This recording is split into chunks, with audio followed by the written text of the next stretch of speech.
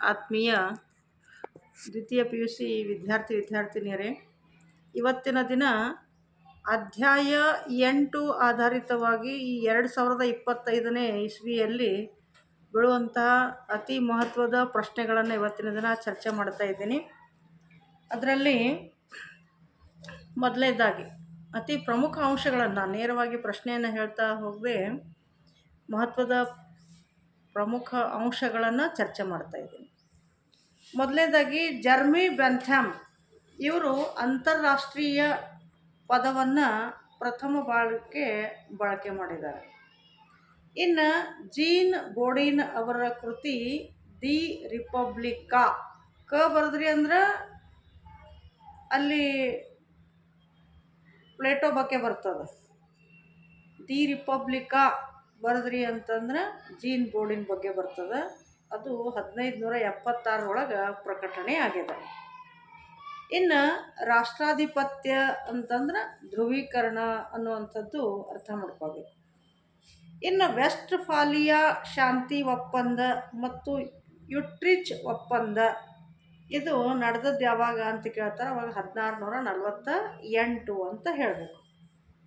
ಇನ್ನು league of Nations 1920 ಏನಾಗ್ಯದಪ್ಪ ಅಂತಂದ್ರೆ ಸ್ಥಾಪನೆ ಆಗಿದೆ. ಇನ್ನು ಲೀಗ್ ಆಫ್ ನೇಷನ್ಸ್ನ ಶಿಲ್ಪಿ ಯಾರು ಅಂತ ಕೇಳಲಾಗ್ತದೆ. ಅದಕ್ಕೆ ಉತ್ತರ ಏನಪ್ಪ ಅಂತಂದ್ರೆ ವುಡ್ರೋ ವಿಲ್ಸನ್ ಅಂತ. ಇನ್ನು ವಿಶ್ವಸಂಸ್ಥೆ ಸ್ಥಾಪನೆ ಆಗಿದ್ದು ಎಲ್ಲಿ ಯಾವಾಗ ಅಂತ ಕೇಳ್ತಾರೆ. ಎಲ್ಲಿ ಅಂತಂದಾಗ ಸ್ಯಾನ್ ಫ್ರಾನ್ಸಿಸ್ಕೋ ಮತ್ತು 24 ಅಕ್ಟೋಬರ್ 1945ಕ್ಕೆ ಸಂಬಂಧಿಸಿದಂಗೆ ಸ್ಥಾಪನೆ ಆಗ್ಯದ ಅಂತ. ಇನ್ನು ವಿಶ್ವಸಂಸ್ಥೆ ಕಚೇರಿ ಎಲ್ಲದ ಅಂತ ಕೇಳಿದ್ದಾದ್ರೆ ನ್ಯೂಯಾರ್ಕ್ ಒಳಗದ ಅಂತ ಹೇಳಬೇಕಾಗ್ತದೆ. ವಿಶ್ವಸಂಸ್ಥೆಗೆ ಸಂಬಂಧಿಸಿದಂಗೆ ಭಾಷೆ 6 ಇದಾವೆ. ಅವು ಯಾವಪ್ಪ ಅಂತಂದ್ರೆ Chinese, English, French, Russian, Spanish ಮತ್ತು ಅರೇಬಿಕ್ ಅಂತ ಬರ್ತದೆ. ಇನ್ನು ವಿಶ್ವಸಂಸ್ಥೆಯೊಳಗೆ ಮೂಲತಃ ಸದಸ್ಯರು ಸಹಿ ಮಾಡಿದವರು ಎಷ್ಟಪ್ಪ ಅಂತಂದ್ರೆ 51, ಈಗ 193. ಇನ್ನು ವಿಶ್ವಸಂಸ್ಥೆಗೆ ಸಂಬಂಧಿಸಿದಂಗೆ 6 ಅಂಗಗಳಿದ್ದಾವೆ. ಅವು ಯಾವಪ್ಪ ಅಂತಂದ್ರೆ ಸಾಮಾನ್ಯ ಸಭೆ, ಭದ್ರತಾ ಮಂಡಳಿ, 3ನೇದಾಗಿ ಆರ್ಥಿಕ ಮತ್ತು ಸಾಮಾಜಿಕ ಮಂಡಳಿ, 4ನೇದಾಗಿ ಧರ್ಮದರ್ಶಿ ಸಮಿತಿ, 5 ಅಂತಾರಾಷ್ಟ್ರೀಯ ನ್ಯಾಯಾಲಯ ಅನ್ನೋ ರೀತಿಯಲ್ಲಿ ಏನಪ್ಪ ಅಂತಂದ್ರೆ ವಿಶ್ವಸಂಸ್ಥೆಯ ಅಂಗಗಳು ಇದ್ದಾವೆ. ಇನ್ನು ವಿಶ್ವದ ಶಾಸಕಾಂಗ ಯಾವುದು ಅಂತ ಕೇಳಿದ್ದಾದ್ರೆ ಅದು ಸಾಮಾನ್ಯ ಸಭೆ. ವಿಶ್ವದ ಕಾರ್ಯಾಂಗ ಯಾವುದು ಅಂತ ಕೇಳಿದ್ದಾದ್ರೆ ಭದ್ರತಾ ಮಂಡಳಿ. ಇದರೊಳಗೆ 15 ಸದಸ್ಯ ರಾಷ್ಟ್ರಗಳಿದ್ದಾವೆ. 5 ರಾಷ್ಟ್ರಗಳು ಖಾಯಂ ಸದಸ್ಯತ್ವವನ್ನು ಪಡ್ಕೊಂಡಿದ್ದಾವೆ.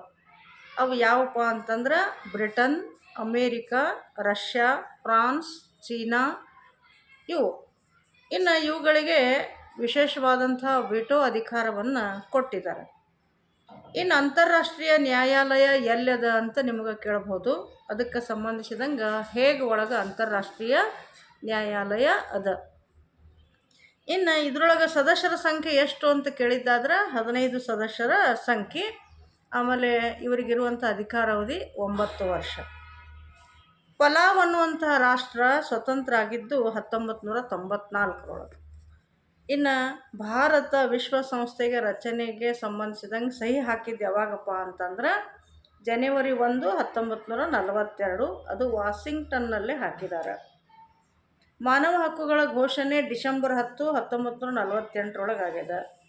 ಇನ್ನು ಭಾರತದೊಳಗೆ ಮಾನವ ಹಕ್ಕುಗಳ ಆಯೋಗಕ್ಕೆ ಸಂಬಂಧಿಸಿದಂಗೆ 1993 ಸ್ಥಾಪನೆ ಆಗ್ಯದ. ಅದಕ್ಕೆ NHRC ಅಂತ ಕರಿತಾ ಇದ್ದಾರೆ. ಇನ್ನು ಅದೇ ರೀತಿಯಾಗಿ ಆಸಿಯನ್ ಇದು ಆಗಸ್ಟ್ 8, 1967 ಸ್ಥಾಪನೆ ಆಗಿದೆ. ಥೈಲ್ಯಾಂಡ್ನ ಬ್ಯಾಂಕಾಂಗ್ ಒಳಗೆ.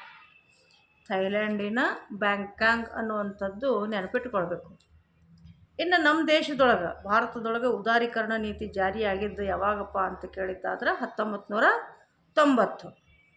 ಇನ್ನು 1972 ಸಿಮ್ಲಾ ಒಪ್ಪಂದ ಆಗಿದೆ. ಬಾಂಗ್ಲಾದೇಶದ ಅಧ್ಯಕ್ಷ ಜಿಯಾ ಉರ್ ರೆಹಮಾನ್ ಅಂತ ಬರ್ತದೆ. ಸಾರ್ಕ್ ಕೇಂದ್ರ ಕಚೇರಿ ನೇಪಾಳದ ಕಾಠ್ಮಂಡು ಒಳಗದ.